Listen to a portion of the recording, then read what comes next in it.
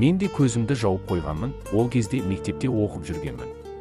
Бір күні сыныптастарымның біреуіне әкесі жаңа, әдемі және қымбат сағат алып беріпті. Сыныпқа кіріп келгенде бірден бәріміз сағатына қарап қалдық.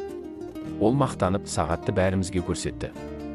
Бәріміз оның сағатына телміреп қарап қалдық. Менің ондай сағатым болуы мүмкін емес еді.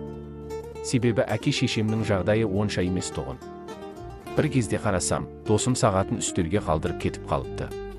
Ол сағатты ұрлауға бел байладым да, жылдам оның үстелінің қасынан өтіп барып, ешкімге байқатпай сағатты алып қалтама сала салғамын. Досымның артынша мұғалім сыныпқа кіріп келді.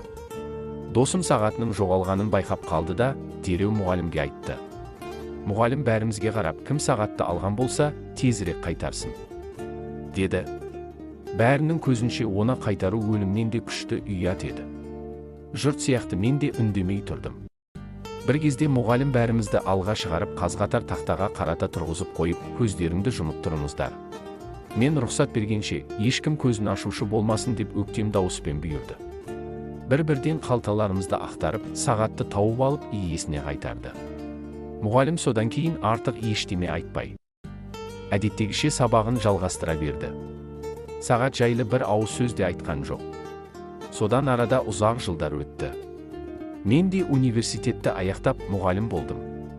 Бір күні баяғы ұстазымды кезіктіріп қалып, есіңізде болса, сіздің сабағыңыздың үстінде сыныпта сағат ұрланғанды.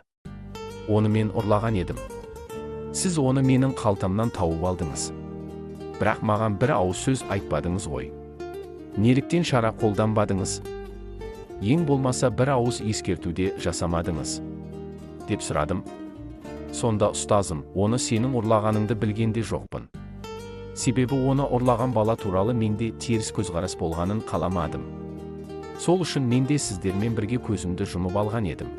Міне, бұл ата-аналар мен ұстаз атаулыға үлкен дәріс, әрі тәжірибе. Балалар қателікке бой алдыруы мүмкін. Өмірде қателеспейтін адам болмайды. Қателіктерімізден біз сабақ алып пісіп жетілеміз.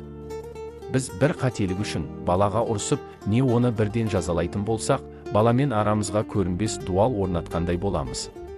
Тіпті ол баланы өзімізге жау етіп алуымыз ықтимал. Немесе өмірде де айналамыздағы жандардың бір қателігін көріп, сол бойынша пікір қалыптастырамыз. Ондай нәрсеге ұрынбаудың жолы әркез жақсы ойда, жақсы әрекетте, жақсы ниетте жүру және бүкіл назарымызды мәселені шешуге ғана аударып, басқаша амалдар іздеу екен. Ниет пен амал түзу болса, алынбайтын қамал жоқ. Ізденген жан іздегені не болса, одан құр қалмайды. Осы оқиға соның айқын мысалы.